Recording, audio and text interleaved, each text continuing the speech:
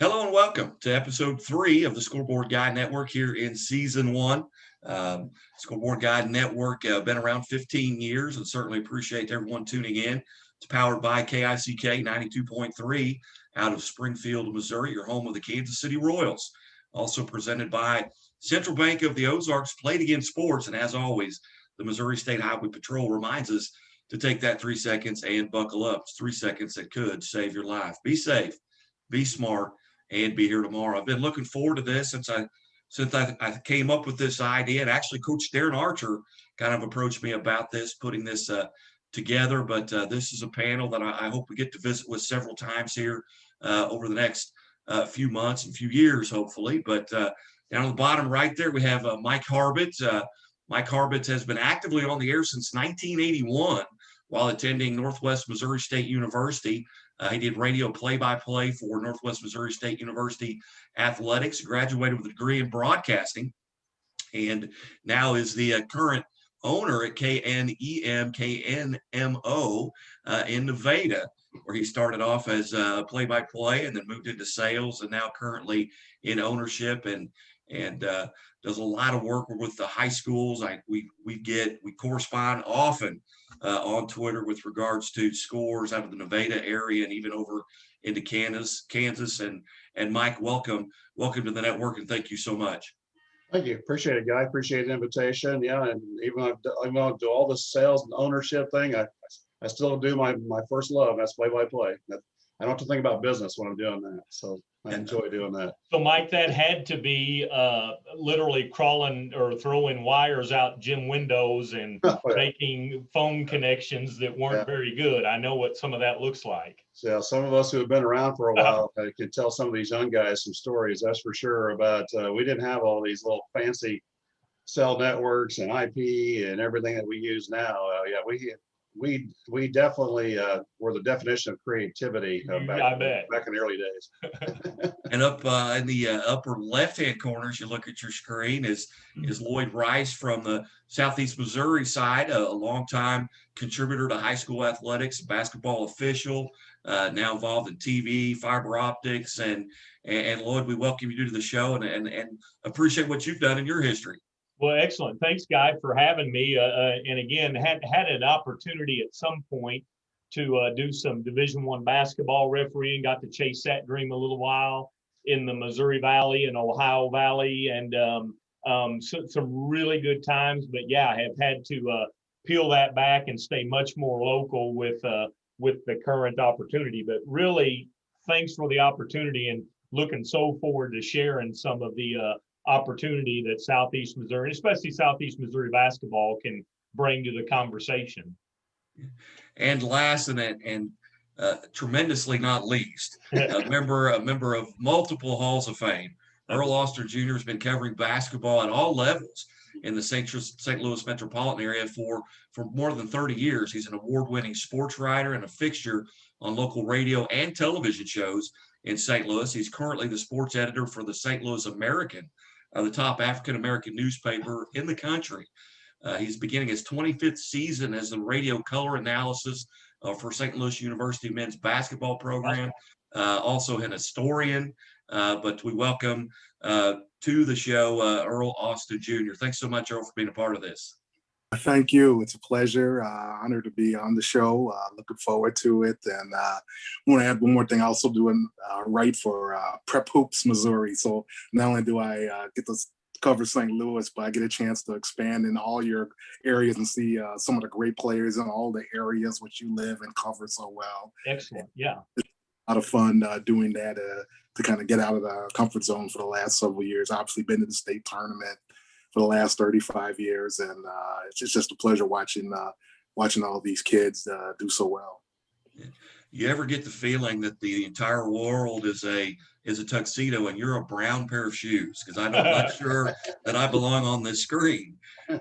So Earl, before you get started, and I'm going to completely steal Guy's lead in or segue for you, but Simo, I just saw, picked up the player from Bashan, ended up at SLU for a year, right, and is now coming back home, so to speak. I think I think SEMO had recruited him pretty hard initially, got some playing time this year. I'm probably completely butchering the story, but the transfer portal has definitely made an impact for some of that mid-major to just below that level, hadn't it?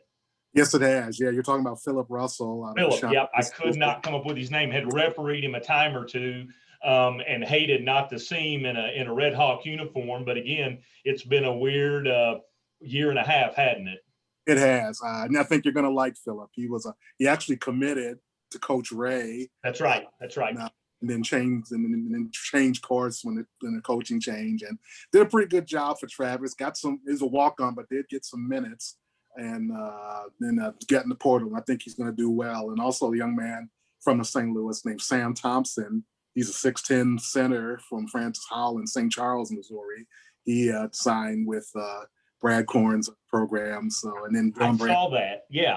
So Coach Korn has had a really nice first year honeymoon period, and again, just kind of that buzz, real good, real folksy. Came over SIU background, I believe, and really seems like a good fit for SEMO. Really looks like it's going to be a good thing for us. It's going to be a lot of fun, I think. Getting to that conference tournament was big in that first year, and very competitive. I beat some of the top teams in the OVC. I think that Show Me Center is going to be packed and rocking in short order. Good. Sorry about that, guy. I had to say that while I was thinking about it. Hey, the less I talk, the better. But we'll go back to Mike Harbit there at West Central Missouri, covering Nevada and that area. What was I know Nevada had a tremendous high school basketball season on the boys' side. They get by a Logan Rogersville that I didn't think that they would get by, and then they run into Bolivar, who got hot at the right time. But outside of talk a little bit about that, and then outside of that, what else was kind of your experience there in West Central Missouri? Well, it's been a great year for Nevada. We have a football program that you wouldn't consider to be a powerhouse by any stretch of the imagination. But this last year they put together a nice run, went 8-4, got beat in the semifinals of district play by Elias, who obviously made a deep run in the state playoffs. But for us to rebound, head coach Wes Beecher is a turnaround specialist. It's his second go around with Nevada. Has been steadily building that program back up, and now really has something going. They're going to see some great numbers next year. Over 80, 90 kids playing in the middle school program, and Nevada's the size is 8,300 in population. So that's a big 7th and 8th grade program, and so hopefully a lot of those are going to stay out. So there's a lot of excitement about that. Nevada's always been known as a basketball town. We've had some very good girls basketball programs, some very good boys basketball programs. A couple of Nevada alums made some news in the transfer portal last week with both a package deal apparently with Clay and Dalton Gaiman, both transferring to Drury. Of course, Clay from Division I going to Division II, and Dalton moving up from Arkansas Fort Smith to Drury. So they want to get closer to home, I guess, and play together. And so they're going to make some noise over your neck of the woods there, Guy in Springfield area at Drury. So they'll be fun to watch over there. New head coach, I guess, over at Drury that they're going to be playing for. And arguably the best Division II arena it's awesome. on the planet. Yeah. That place is awesome. Yeah, it's very nice over there. And so they're going to enjoy it. I'm sure that was a good selling point for them as well, along with their family, of course, all being from this area now, just about an hour and a half away. And rather than being spread all over the country, they can go watch them play as well. He's got a they both have pretty big family. And Drury, I was there the year they won. I say I was there. I had officiated several of their games the year they won the national tournament. And what a great run that Coach Hesser had there. My goodness. And Guy and I talked about this on the phone. You don't usually get much of an opportunity to come from the high school rank to the collegiate level. So that was unique, and probably had some question marks hanging above heads. I don't know Coach Hesser's background in the Springfield area, but it kind of worked out, I would say. Yeah, and I'm not familiar with him, but we've had some good players come out. I'm sure Earl's familiar with Logan Applegate out of a player that's going to make some noise at the next level. He did reclassify to 2022, so he's going to go to a prep school. down in Springfield or Branson, I can't remember which it is, but down in Springfield area. He's going to go to prep school for a year, and then he reclassified as a lot of them have with this log jam we have now with the extra year of eligibility and the transfer portal. So, but he'll be the next one that's going to make some noise. He has a couple of standing commitments at the D1 level, and but a phenomenal player, very gifted as a point guard. He'll shoot it from half court in and make it, and he'll be the next one that people want to keep an eye out for at the next level. Of course, he's finished up here at Nevada, but we had an outstanding boys basketball program this year. They did make a nice run. The Logan Rogersville game you spoke of, Kai, was one of the most phenomenal games. And before that, we actually beat Webb City in the district championship game on their home floor at the Cardinal Dome, which may be about as nice a high school arena as you're going to play in. And the place is loud, and beat them there for the district championship. Then what a lot of people may not know is that Nevada was actually down by 11 with 3 minutes to go in that game against Logan Rogersville, and came back and won it. And just a phenomenal last 3 minutes of basketball to watch. And then just ran into a physical Bolivar team that has a lot of size. They're going to make a lot of noise again next year because they're all back except for one player, I believe. And they're going to be back, but we just couldn't have their physicality down the inside, and so that run came to an end. But it was a great year for Sean Gray's Nevada Tigers, that's for sure. And Earl, as you look at the St. Louis area, that kind of put a bow on that, an opportunity. Early on, we weren't sure that any of us were going to get to play basketball, and then St. Louis kind of went through some hiccups with regards to some teams playing, some not. Very similar to what they went through in football, but what were your impressions as you look back, over the St. Louis area in high school and amateur basketball?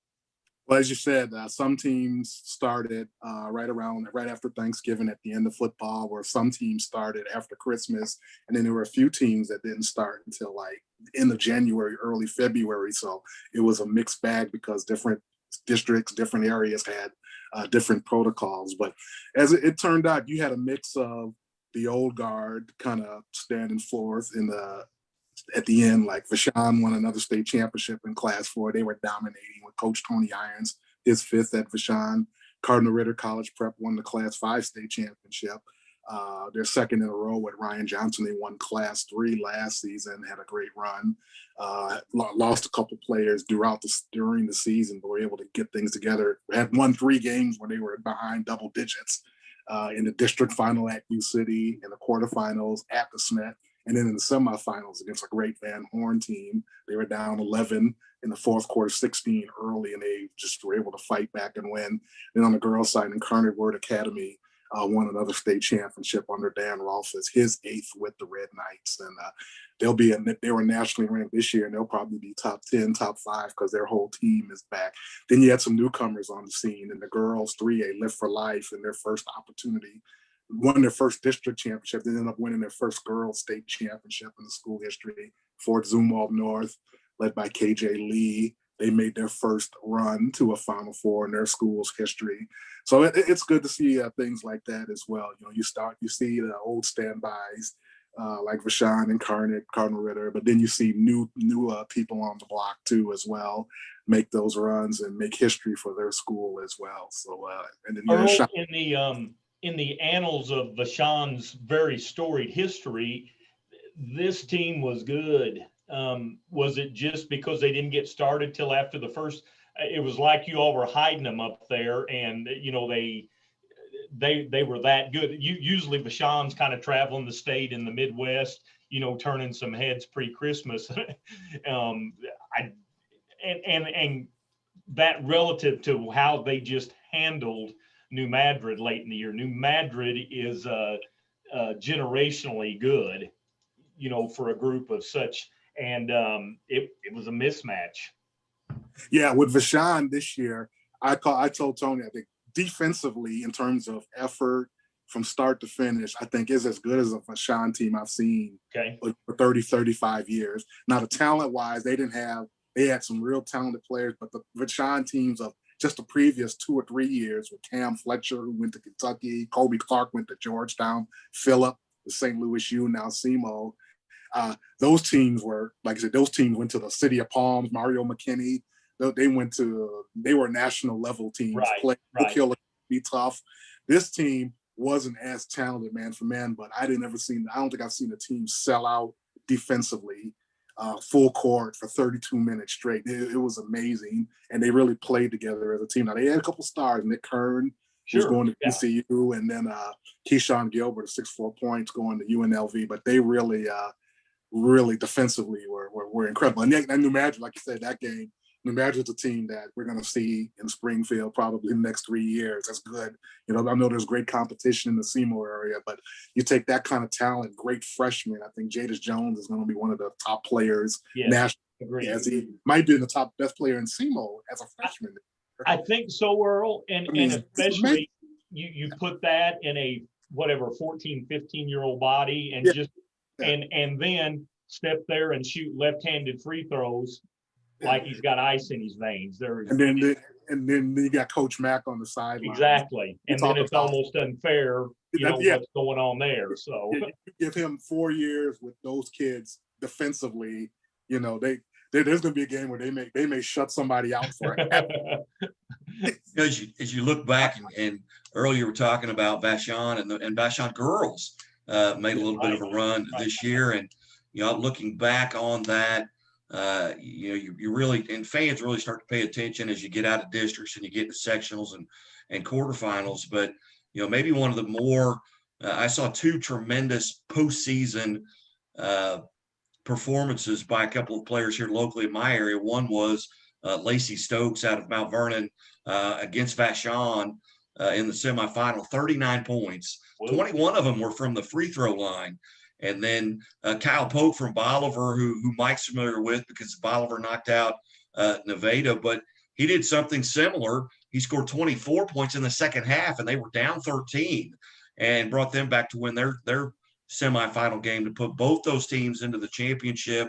And then both those players kind of ran out of gas in the championship game, and they were both defeated. But who were some of the more memorable single game performances that you were able to see? And we'll start with Mike, obviously with a great player in Logan Applegate there at Nevada, obviously got to see a lot of him. Logan Applegate is certainly top of the chart as far as, not to be a homer, but he's over the last 3 weeks of the season, he averaged 35 points a game. Just really took the team on his shoulders and carried them all the way to that quarterfinal round. And we moved up from Class 4 to Class 5 when they went to 6 classifications this year. I think we were 15 students away from being back in class, from being in Class 4. So we were at the bottom of the list in Class 5. But he put the team on his shoulders, and he's a very unselfish player, and probably could have easily scored 2,000 points in his career if he would have, when he was younger, didn't dish as much. Of course, when you have Clay and Dalton Gaiman, you got to have some other scores there as well. He didn't play much with Clay, but he certainly did with Dalton.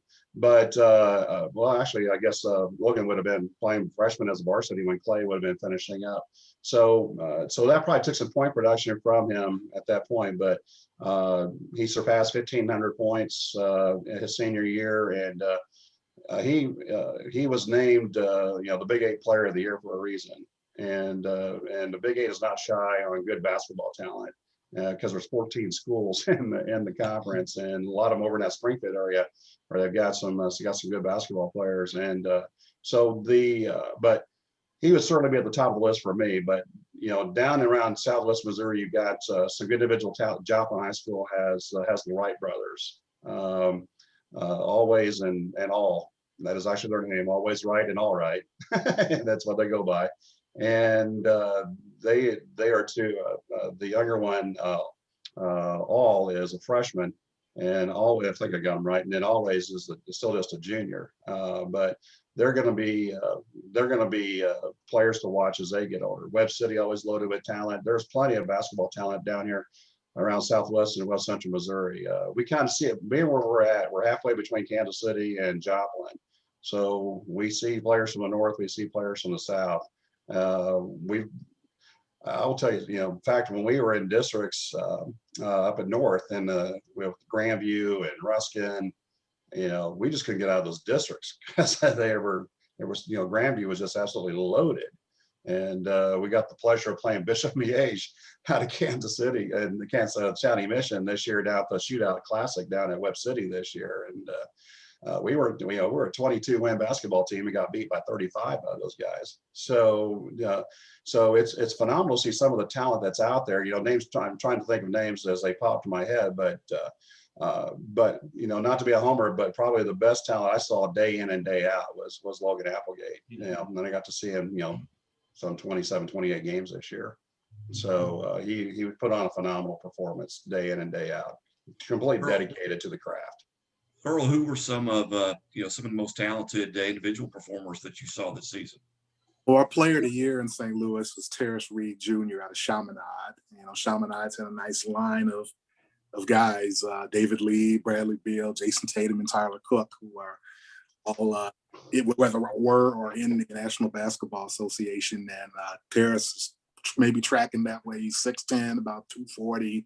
Power forward, he's just a junior, and he averaged about 21, 12, and he just had dominant performances. He took him to third place in the state in Class 6, but the bigger the game against Vashon, Kickapoo, Cardinal Ritter, CBC 3 times, he had just monster performances, just a powerhouse performer. The best individual performance this year was without a doubt Sam Thompson, who's going to SEMO, as we alluded to, from Francis Howell, another big guy. He averaged in this game against Christian O'Fallon it was a tournament. He had 55 points. He had 18 rebounds. He hit 6 3-pointers. He's 6'10", 250. And he had 5 block shots. And then he was helping the team bring the ball up because they were shorthanded. Their guards were out of the game with in quarantine, so we had to help bring the ball up. Played a full 32 minutes. It was an amazing performance by a big guy, and then of course they won the game by 10 or 12 points. Tremendous player. So we've been blessed with some really good sides. Now we had a breakthrough player this year too as well. His name is Connor Turnbull. At Fort Zumwalt North High School. They finished 4th in the state. He's 6'10", just a junior. Last year, he started the season as a sophomore. He was on the JV team and ended up playing good minutes on the district championship. This year, he exploded. In the semifinals against Liberty, he had 28 points and about 12 rebounds. He dunks everything. He shoots the 3-pointer, and he's really elevated to just totally off the radar too. He'll be one of the top kids in the state in the class of 22. And you mentioned the Kyle Polk kid from Bolivar. I'll make a little news for you. Pretty soon my Prep Hoops Missouri class of 2023 ranking is going to drop within a few minutes here. I'm going to send it in. But Kyle Polk will be my number 1 player in the class of 2023 in the new rankings. He is a tremendous talent. I really, really was impressed with what he did all season, but even in the state tournament, he's a tremendous young talent. Yeah, just a sophomore to go in and do what he did. Yeah. 6'7", can play every position on the court. He's fantastic. I got to see him firsthand in that quarterfinal game, and he had help that night because of the inside play. They just pounded inside on us. I knew that's where they could get to us. But second half, he really lit it up. And you mentioned Lacey Stokes. There's nobody in the Big 8 conference is sad to see her graduate. She, as a freshman, she probably had the quickest hands you ever find on a defender, getting steals and going the other way. Has so many points in transition, and I'm anxious to see how she does. She's, as far as I know, still committed to Missouri Southern down in Joplin, and I'm anxious to see how she does over there for the help to try to help their program out. But yeah, I know Lacey Stokes probably is as good as they come in this part of the country. Girls basketball. It sounds like SEMO got a really good pickup in the 6'10" kid. Then, was he not on some other radars or a great year? He was. What happened? He had a good sophomore year. They went to the Final Four his sophomore year. Then last year he got sick. Okay. Lost a lot of weight. He played, but he wasn't as effective.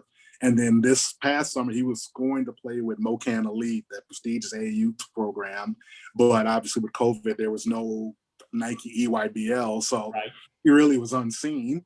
And then he was able to pick up all his weight back. And then, of course, with the class of 2021, recruiting is slim because everybody's concentrated on the portal and transfers. So he picked up some offers late, UMKC, Duquesne in the Atlantic 10 Conference, and then SEMO. And I think he really liked Coach Corn. 55 points. That's a fun night, right? The basket got big for you. He's something else. He's very skilled, and good hands, could shoot it, passes the ball well, a good player. Very good. Well, gentlemen, we got just a few minutes left, and I'd be remiss because I know people are going to be watching this, not to mention Mr. Austin Jr.'s ceiling fan above his head with the basketball and the basketball net. Is there a story behind that? No, my wife, she's always looking for basketball themed stuff in my office, and she's likes Amazon, and she it was a nice surprise for me on my birthday. Just got to keep it with basketball. I got a basketball bowl where I kind of keep loose change and my keys in my bedroom, and Love it. a few other things there. Earl, are you a St. Louis guy? Are you a St. Louis native? Actually, I was born in Milwaukee, Wisconsin, but I lived there until I was 12, and I moved to Syracuse, lived there for 4 years, but I moved here to St. Louis 1980, so 40 years. So I call myself a St. Louis. Even though I've been living here since I was 15, but 40 years is enough to call me a St. Louis. Don't plan on leaving anytime soon. Well, I was actually born in St. Louis. My family, my grandfather built the 66 Bush 2, and I grew up, my father worked for Whitey Herzog, and I grew up with this Uncle Stan, who I did not know played baseball. I thought he owned the Cardinals, and it's Stan Musial. Because every time we go to a game, he sat where he wanted to. He went wherever he wanted to. You ought to put a statue up, right? Yeah. He's pretty solid hitter from what I understand. Yeah. Yes, he was. And the most genuine nickname in all the sports. He was a very good guy. But gentlemen, I thank you so much for this, and I hope it went well for you guys. Here is kind of before I let you go, promote yourself, promote what you're doing. Mike, I know you're doing a lot of things on the radio. What are some things you got coming up? Well, we've got all of our products. Of course, we're knee deep in baseball now with a Nevada Tiger team that's 10-1. Doing well here in the spring, and so hopefully that ride continues. But we've got some area schools also we keep an eye on. El Dorado Springs got a good program. Lamar just down the road. Of course, Lamar, well known for their football powerhouses down there just south of us, and about 20 miles. And a lot of things going on, but of course, we've got our radio, we've got our audio streams, we've got Nevada Mo TV, which we've done for 11 years. We stream all of our stuff, so which everybody does now, but we felt like we were kind of in the forefront of it and just keep developing it with graphics and things like that as we go along. Not bad for a small town radio station. We're just always looking to develop new products, just trying to stay ahead of the curve like everybody else. It's you wake up the next day and there's something new on the table you got to deal with. So we just try to keep up. Yeah, something like this. Yeah, exactly. Exactly. Earl, what have you got coming up in your various assignments? Well, the St. Louis American is a weekly paper, and you can follow us online, www.stlamerican.com. I'll be with prephoopsmissouri.com. I'm covering, now the basketball high school season is over. I'm in the grassroots season. Excuse me, be out to different tournaments throughout the state, boys and girls, Prep Girls Hoops Missouri too as well. So that's a year-round deal.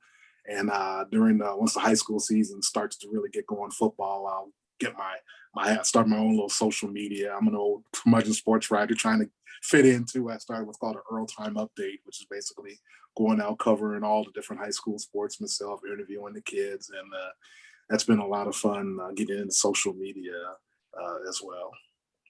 Earl, just ask that you stay out of the boot hill. Jadis Jones is a New Madrid County kid, so let's just let that simmer and brew for a while. No, hey, man, what you don't know, what ignorance is bliss, or something in that space. I make the point to go. I love going. One of my favorite trips is to go to the SEMO tournament. There you go.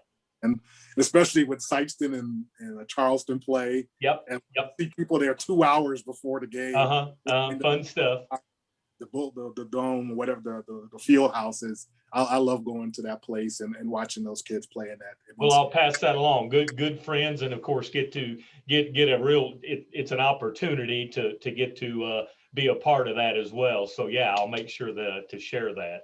And also, I really love, like I said, I stayed out of. I wasn't in the gym all year, so I got a chance to. I watched everything on the stream for the past year, but I watched a lot of Nevada games, and I like your production and your presentation broadcast is impeccable. I love it. I went back. I started watching Clay Gaiman was a sophomore, and it's like watching ESPN or Fox TV or something like that. You guys do a tremendous job, and so many others do that. But I just want to really give you. That's great to hear. I appreciate that, especially for you. I appreciate it very much, Earl. Those are very kind words coming from somebody of pedigree. So I appreciate it. And Loyd, what have you got on your table here over the next few months? Guy, in my world, we get a little bit of time off. I help to do some referee clinics and some things like that. But the basketball season, at least locally, really pressed to those last 3 weeks because of some weather events, and then coming out of COVID. And there was a good twist to that, and I don't know if Earl or Mike saw it as much. But for instance, Campbell, who won their Class 2 boys championship, great little Class 2 team, probably had an opportunity this year because of the additional Class 6, reclassified some things, but they got to go on at the end of the year, they got to play Sykeston. It was a heck of a game, and it was just an absolute shootout. You're quintessential, if you could ever quantify shoot, holler, and follow. There was no dust settling. It was Leroy Atkins from Sykeston, just the bucket got big for him, and he just outscored him. If there'd have been another 3 minutes, they would have each scored another 20 points. It felt like, but some matchups that weren't on the schedule got to take place. That really just kind of made it a fun ending, almost at a place where you'd say, okay, guys, go schedule 16, but let's leave a space for 2 or 3. And let's just kind of come up with it off the cuff here at the end. So anyway, I'm throwing that in just because that's the way it seemed to land. Really good basketball year again. Of course, it always is. We tend to live and breathe it a little bit. But Campbell boys, and then the Elsinore girls, and really good runs. South Iron, we claim because they won it there. We always have that argument, where's South Iron fit in the state? Well, we'll claim them this year. And of course you talk to those guys, but what a great group, already kind of looking down the road to their CBC game in Annapolis next year, Earl. And I'm kind of, it's just going to be kind of neat how that stacks up. And it's like, hey, welcome to Annapolis. Glad, how'd you get here from there, kind of thing. Well, yeah, Cardinal Ritter went down there last year. That's right, yeah. And they played at Vashon. And the one thing about Coach Dinkins, Class 1, Hoosier feel to it, it's we want to play. We want to play outside of this thing. So I love Dusty, and like I said, the kids say they want all the smoke, and to go out and schedule like that as a 1A school was phenomenal, and it paid off too as well. It did, yes. Thanks, Guy. Appreciate it. Appreciate what you're doing, gentlemen. I can't tell you how much I appreciate you guys being generous with your time today. I know it's kind of the middle of the day, and I wish Coach Archer could have been a part of this. Mark Davis is also kind of a part of it. He's kind of an executive, so to speak, over at Drury University. He was unable to be here, and but I look forward to doing these many more times here as folks can get 25, 30 minutes saved up, and we can look at that ceiling fan with the basketball goal in it. I could do that every day, Earl. But gentlemen, I really appreciate this. It's been an honor for me to kind of connect with you guys and here at the Scoreboard Guide Network. Soon to be by a new name here with this, but we got to wait until some of the .coms are purchased. I don't want to be the Washington football team as people go out and try and buy stuff up that we're looking at putting together. And this is episode 3. Got to visit with Michaela Burgess. I've talked with Coach Dusty Dinkins and Steve Fowler earlier in this, but it's kind of been fun for me. I'm a Mount Vernon graduate, born and raised. I was born in St. Louis, raised in Mount Vernon, kind of in the middle of that Big 8, and then went to Kansas actually as a football player, as a quarterback, and was diagnosed with something that forced me to be out for 11 months, and went back and decided to play baseball. So this is a great time of year for me. I love baseball, and I bleed for the Cardinals, and that's it, unless I got blood on the I was going to say, so you've offended everybody by the Kansas thing, so don't say Cubs. The relationship is severed.